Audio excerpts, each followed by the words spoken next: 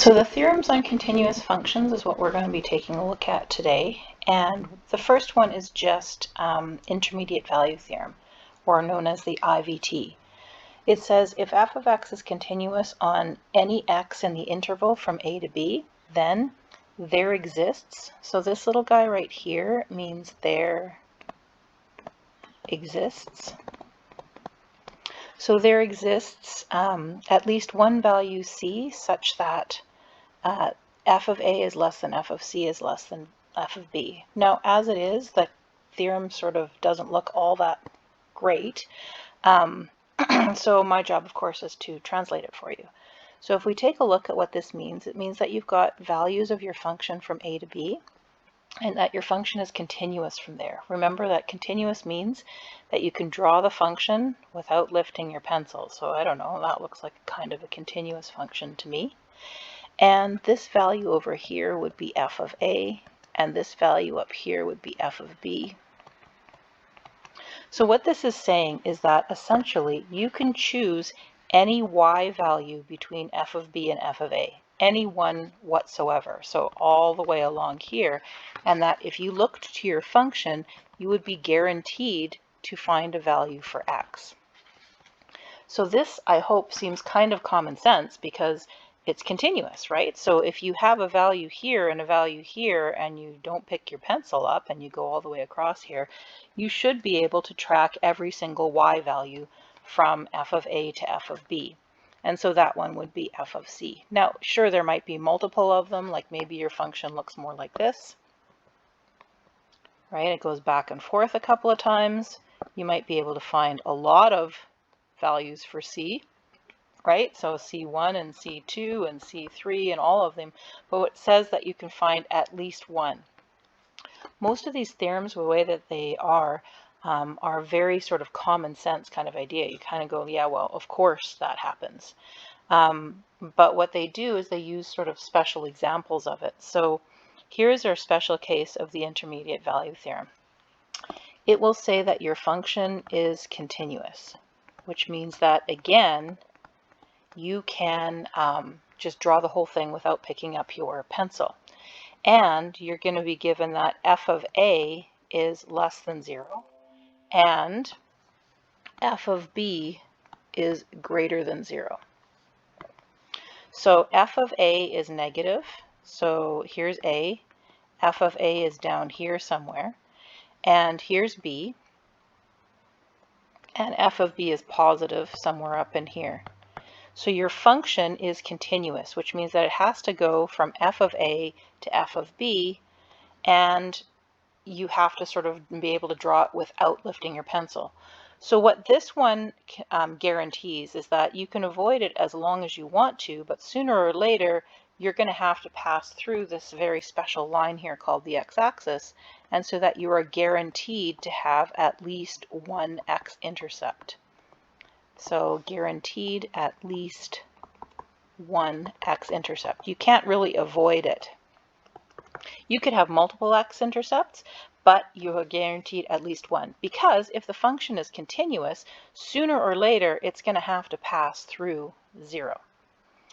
And so that's not really, I don't think it's really too earth-shattering of news, but it is a theorem that we are taking a look at called the intermediate value theorem. And so here's an example of an intermediate value theorem question. It says explain why the function f of x equals log base 2 of x minus 1 over x plus 2 must have a 0. Remember, a 0 is an x-intercept in the interval from 1 to 8.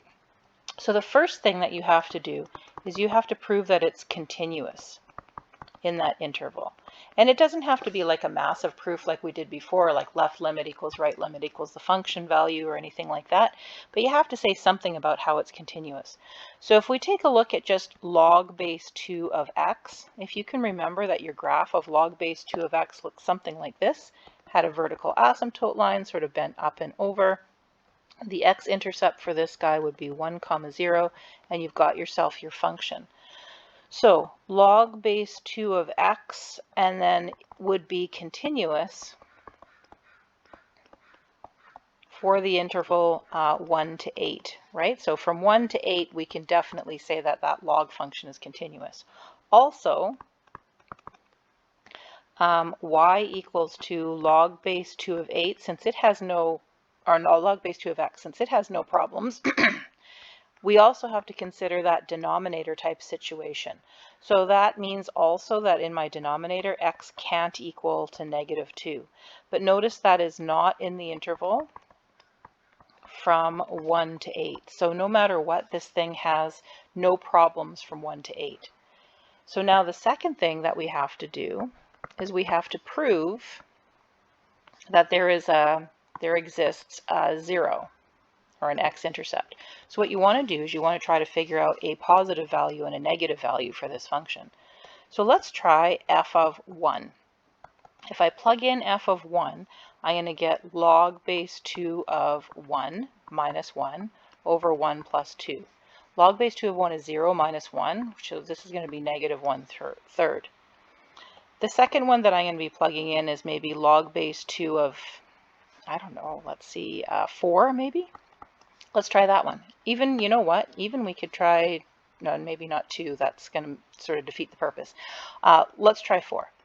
So I'm going to get log base 2 of 4 minus 1 divided by 4 plus 2. So log base 2 of 4 is 2, minus 1 is going to be 1 over 6. This is a negative value, that's a positive value, and therefore we can say by the intermediate value theorem, there is at least one value C such that, ST is a very common abbreviation for such that, f of C is equal to 0, where C is in between 1 and 8. So that's what's called an intermediate value type of proof. And so that's the type of question that they might have you explain, sometimes in words, that you've got a positive value and a negative value around there, so it has to pass through 0 because it is continuous. All right, that's the first one. The second theorem that is a big deal is the mean value theorem. And this one has a different situation. It is continuous, means that you can't pick up your pencil. And it's differentiable, which means that you can find the derivative everywhere. There's no corners, cusps, vertical tangents, vertical asymptote lines, all that kind of stuff. So if those two conditions are met, and notice that this one is closed because you can be continuous at an endpoint, and this one is open because you can't take the derivative at an endpoint, then there exists, or there is, at least one value C such that f prime of C is equal to f of B minus f of A over B minus A. So I hope you recognize f of B minus f of A over B minus A, because this is just the slope of a line. So what this is saying is that if you have an A value here and a B value here, and this is your f of A, and this is your f of B, I'm making that one taller than the other one just for, you know, convenience sake. And you can draw any function you want. I don't know, let's look at that one, okay? So what it's saying is that there has to be at least one value in that interval, so at least one x value in here, where f of B minus f of A over B minus A is equal to f prime of C. So this is the slope of the line through the endpoints, also known as the secant line. This right here is the tangent line, and this is the slope of the tangent line. So what they're saying is that these slopes are equal, and if the slopes are equal, then the lines must be parallel. So what they're saying in this interval is that if you take the line between the two endpoints, so this guy and this guy, you take that line right there, there has to be at least one place where the tangent line is parallel to that one. In the example that we have right now, I can see two places, maybe right about here, parallel, and right about here, parallel, right? There's two places, and so that would be your C1 and that would be your C2. But what they're doing is, what they're saying is that you're guaranteed to get at least one. Let's see if we could prove them wrong. There's my two endpoints. Let's say I tried to do something like this. Oh, wait a second. That means that if I drew my line, secant line there, my tangent line could be here. Okay, so that didn't work. Let's say I tried to do a whole bunch of things, woo, like that. Well, by doing that, what you're doing is essentially just getting a whole bunch of places, because my secant line looks like this, and then I have tangent line, tangent line, tangent line. I have a whole bunch of C values like this. Okay, what else could we do? I'm pretty sure it's going to work since it's a very old theorem. What if I just drew a line, straight line between those 2 points? Well, that would be infinitely many points where the slope of that line would be the same as the slope of the tangent line, which would essentially be every single point on there. So again, what this is saying is that you are guaranteed to have at least one value of C. So there's your C value. There's C2, there's C1, where the slope between the endpoints, the secant line, is parallel to the slope of, or the parallel to the tangent lines. Again, this doesn't really seem like it's, devastatingly important, but a lot of questions, believe it or not, do actually depend on this type of information. It'll come back over and over again. So there is a special case of the mean value theorem, and it is called Rolle's theorem. And I don't know about this one. This one seems a little bit suspect to me. It states that if f of x is continuous, which is the same as mean value theorem, and it's differentiable, same as the mean value theorem, and one more thing, that f of a equals to f of b, then there exists at least one value c such that f prime of c is equal to something. Well, let's figure it out. So keep in mind that this guy, Rolle, is in every single math textbook in the world for this theorem. So he is super important because he's taken this mean value theorem idea and he's built on it. So this is what he's famous for, okay? Remember, every single math textbook. This could be you. We're going to figure it out. It says, here's f of a. Here's f of b because they're equal to each other. And the mean value theorem says that no matter how you draw your function in between there, that the slope of the tangent line has to, the slope of the tangent line has to be the same as the slope of the secant line. So what is it guaranteeing? Well, it's guaranteeing that f prime of c is equal to 0. Because if f of a is equal to f of b, the slope of my tangent line, or the slope of my secant line, is going to be f of b minus f of a, ooh, nice rainbow stuff, over b minus a. And if those guys are equal, we're going to get f of b minus f of b over b minus a, which is 0. So he's famous for this. You could be famous too. Figure out a theorem, make some adjustments to it, you're all set. So anyway, what this is saying is that if you have endpoints of a function like this that's continuous and differentiable, remember, nice smooth curve to be differentiable, then you've got at least one place where there is a local maximum or a local minimum, or your slope of your function is equal to 0. Okay, so let's do an example of mean value theorem, couple of examples of mean value theorem, and then we're close to being done. So it says apply the mean value theorem. So when you're applying the mean value theorem for a function, the first thing is that you have to assume, or you have to show why it's continuous and differentiable. You can't just ignore that part. So my function is 4x cubed minus 3x minus 2, which is a polynomial function,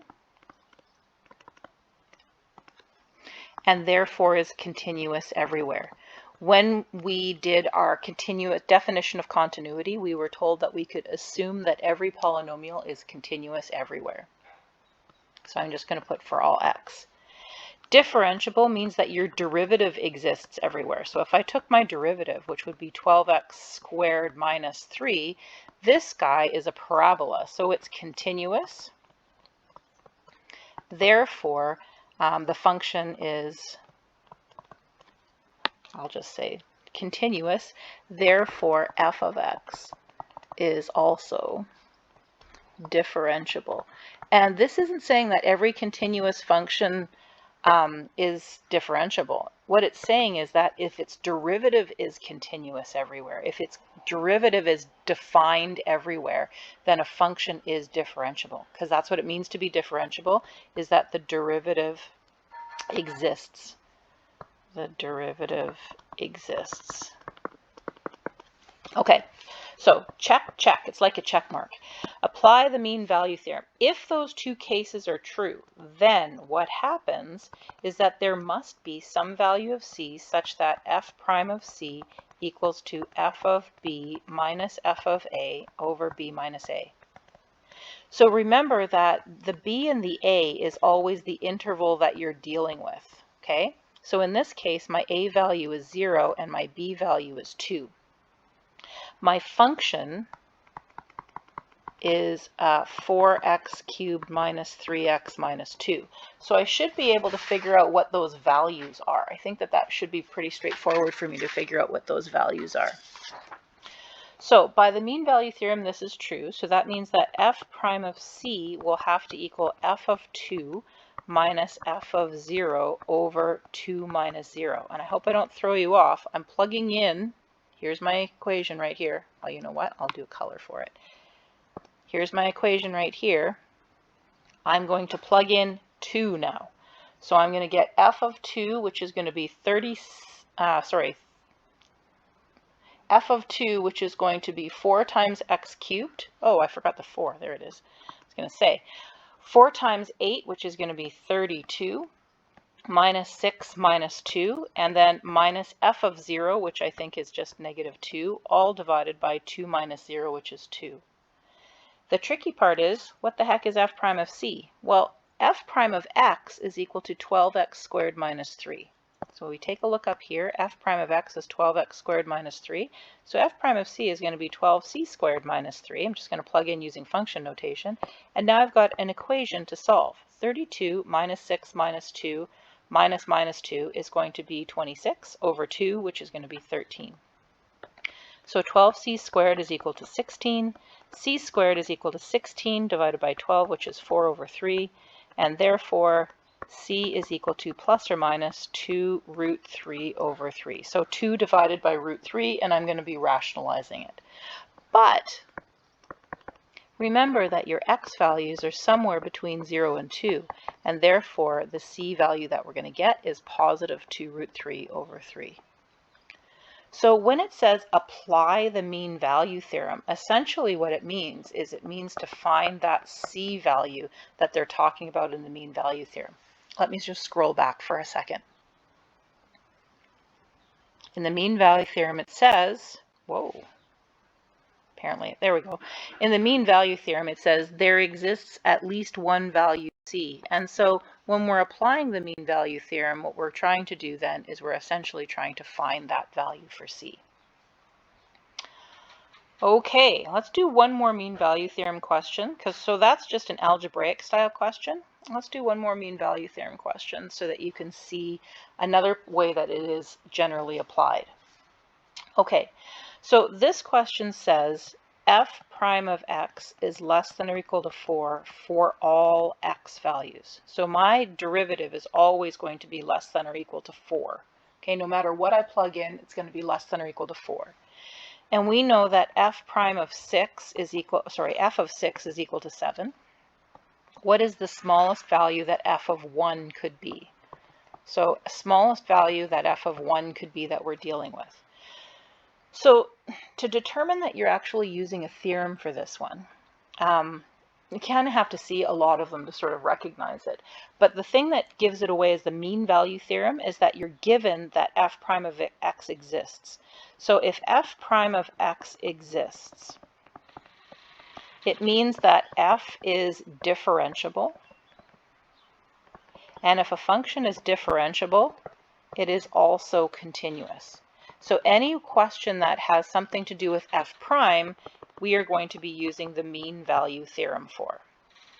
Okay, so the mean value theorem says that f prime of x, or f prime of c if you want, I'll just use x for this one, is equal to f of b minus f of a over b minus a. So in the question, we can also sort of deduce what a and b is. My interval from a to b, smaller to bigger always, is going to be from 1 to 6. And how do I know that? Because they're giving me f of 6 and they're asking me about f of 1. So they're giving me these sort of values sitting up in here. So here's what we've got. We've got f prime of x, which is going to be f of 6 minus f of 1 divided by 6 minus 1, b minus a. And I know that f prime of x is always going to be less than or equal to 4. Let's plug some numbers in. F of 6 is 7.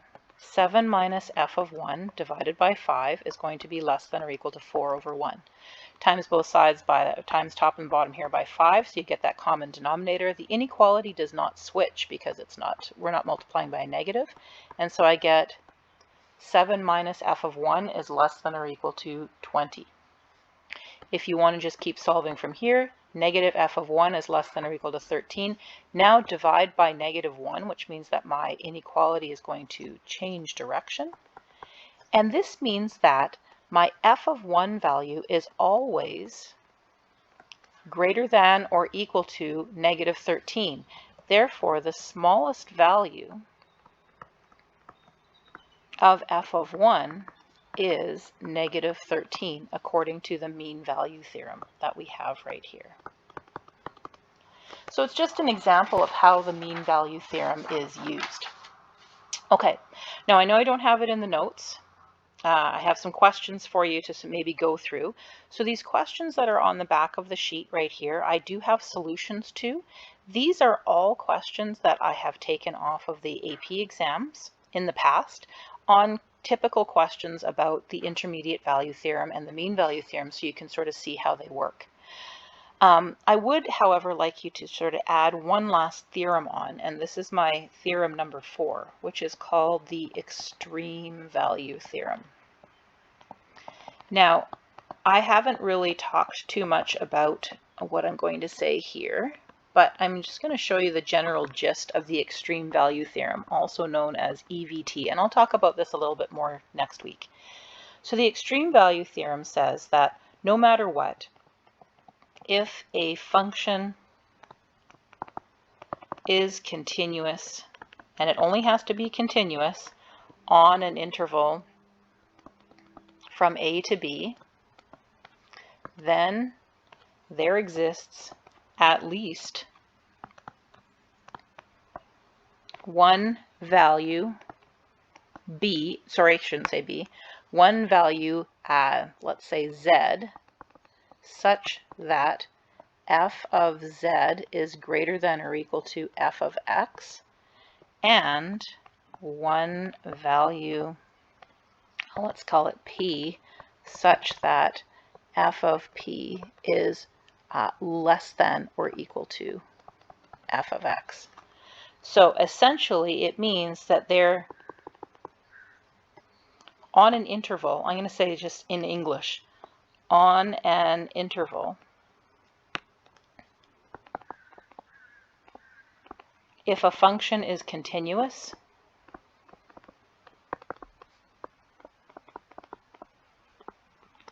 there will be a maximum value, so the biggest value, at least one, and a minimum value. And these values will be numbers. So what that essentially means is that if you have a function that is continuous on an interval like this, you can have a I'm going to draw something different. You can have a maximum value and a minimum value. And so your maximum value for this one would be here, and your minimum value would be down here. You could have lots of other types of functions that would work. Maybe you have a function that looks like this, in which case your maximum value would be here and your minimum value would be here. Or you could have a function that looks like this, in which case your maximum value would be here and your minimum value would be here. We'll talk a lot more about maximums and minimums, but the idea is that if you are just dealing with an interval, that there's always a place where you can find the top value and also the bottom value. Okay, those are your theorems. They are puzzling. They take a while to figure out like why they're important and what the heck they can do for you, but try to have fun with them and see what you can do with those questions.